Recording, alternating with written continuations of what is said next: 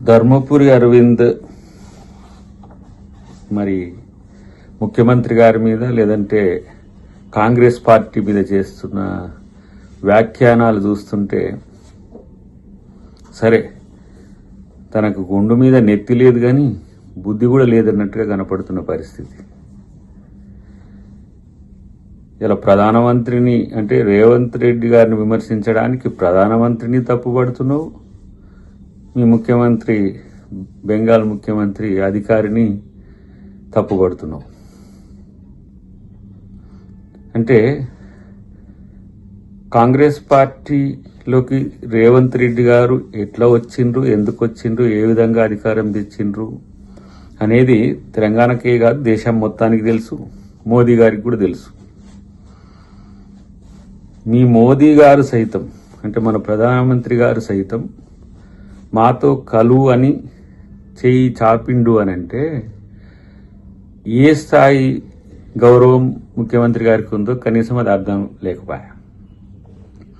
మరి ఇట్లనే original BJP వాళ్ళకి మీరు అంతటా అధికారం ఇచ్చిండ్రా? ఈ సువేందు అధికారి అనేట ఆయన ఏ పార్టీలో ఉండి ఇప్పుడు వచ్చి మీ దగ్గర ముఖ్యమంత్రి అయిండు? అస్సాం ఆ బిశ్వా అంటే ఆయన ఇట్లా ఏ పార్టీ? కాంగ్రెస్ పార్టీ నుంచి వచ్చిన ఆయన కాదా? ఇట్లా తెలివి లేక దద్దమ్మ మాటలు మాట్లాడుకుంటూ ఇదే తెలివి అని చెప్పుకోవడం అనేది సిగ్గుచోటి అనిపించట్లేదా? పోనీ నీ పుట్టుక ఎక్కడ? కాంగ్రెస్ పార్టీనే కదా.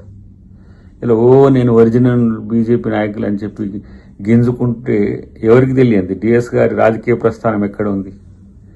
ఆయన లేకపోతే మీ బతికెక్కడుంది? కాబట్టి ఇక్కడ అమ్మపాలు దాగి రొమ్ము గుద్దినట్టు మీరు ఇక్కడ సర్వీస్ చేయాలి.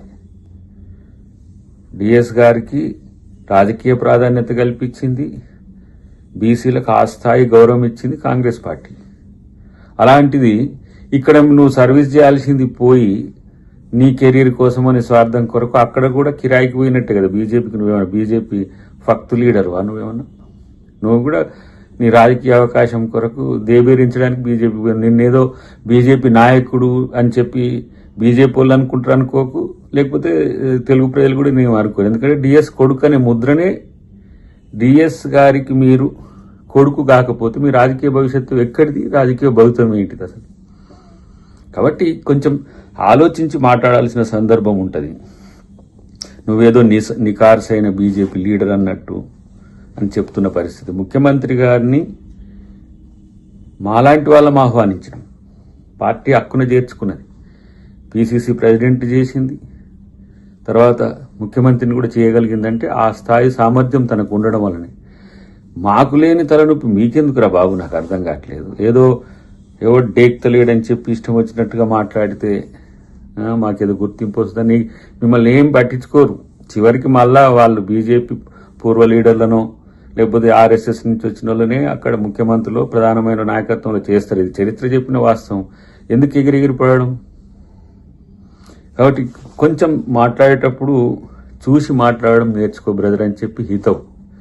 ఎందుకంటే ఇంకా డోస్ పెంచాలంటే కూడా ఆ స్థాయి లీడర్ కావు. కాబట్టి ప్రతి ఓడు ముఖ్యమంత్రి గారి గురించి మాట్లాడి రేవంత్ రెడ్డి గారిని మాట్లాడి ఏదో ఎక్స్పోజ్ కావాలి, మమ్మల్ని ప్రజలు గుర్తించాలన్నట్టుగా.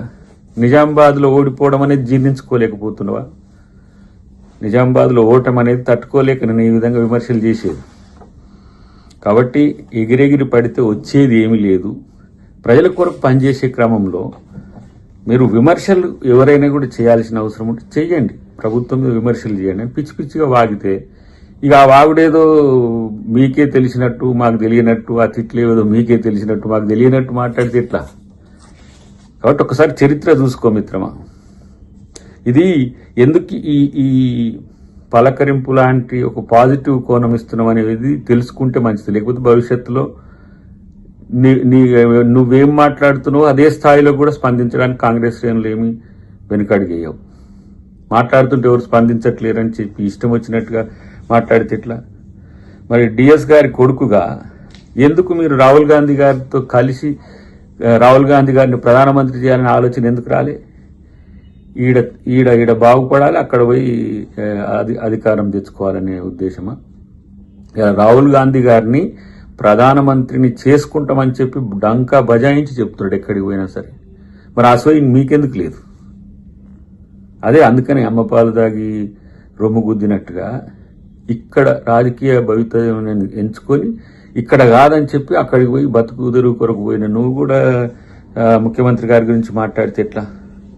ఇక నీ తిట్ల పురాణం అయితే అసలు నువ్వు ఎంపీవా లేకపోతే ఏమో గుడుంబ సత్యవా అన్నట్టున్నది. ఇది కొంచెం చూసి మాట్లాడుకుంటూ డిఎస్ గారి మీద గౌరవం ఉన్నది, ఆయన ఫ్యామిలీ మెంబర్గా నీ మీద ఆ గౌరవం ఉండాలంటే మర్యాదగా మాట్లాడుకుంటే మంచిదనే విషయాన్ని నేను మిత్రునికి హితవు చెప్తున్నా. ఎందుకంటే ఏదో మాకేం రాజకీయ కక్షలు లేవు, లేదంటే అరవింద్ మీద అక్కసు లేదు, సానుభూతి జాలే ఉంటుంది తప్పితే. ఇక్కడ ముఖ్యమంత్రి గారి గురించి మాట్లాడేది ఎవరు మాట్లాడినా ఆ జాగ్రత్తలు పాటించకపోతే డెఫినెట్గా అదే స్థాయి రిటాలియేషన్ వస్తుంది అనే విషయాన్ని గుర్తుపెట్టుకుంటే మంచిది. ఇక ఇంకోటి ఏంటంటే ఈ అరువు తెచ్చుకున్న వాళ్ళు ఈ బయట పార్టీల నుంచి వచ్చిన కొంతమంది మిత్రులే బీజేపీలో ఎక్కువ ఎగిరెగిరి పడుతున్న పరిస్థితి.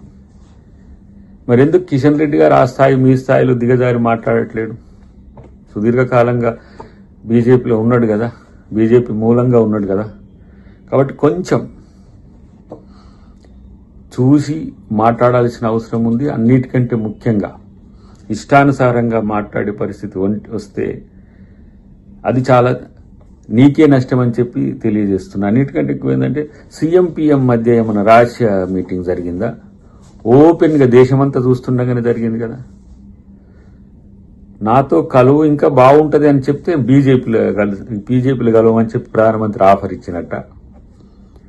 అంటే మాతో కలుస్తాడా పోని మోదీ గారు? రేవంత్ రెడ్డి గారితో కలుస్తాడా? రేవంత్ రెడ్డి గారు ఏమంటున్నాడు? నేను రాహుల్ గాంధీని ప్రధానమంత్రిని చేసుకోవాలి మాలాంటి వాళ్ళందరం కలిసి అని ఒక మాట అంటున్నాడు. మరి మోదీ గారికి మాతో కలిస్తే రాహుల్ గాంధీ గారిని ప్రధానమంత్రి చేస్తాడా? దానికి కలిసి వస్తాడా? రాజకీయం ఏందో, దాని మతలబు ఏందో, ఆ సోయి ఏందో తెలియకుండా ఇష్టం వచ్చినట్టుగా మాట్లాడుతూ ఏదో మమ్మల్ని ఎవరు ఏమనని ఒక అజాగ్రత్త మాటలు మాట్లాడితే జాగ్రత్త, అది మంచిది కాదు అని చెప్పి నీకు హితవు చెప్తున్నా.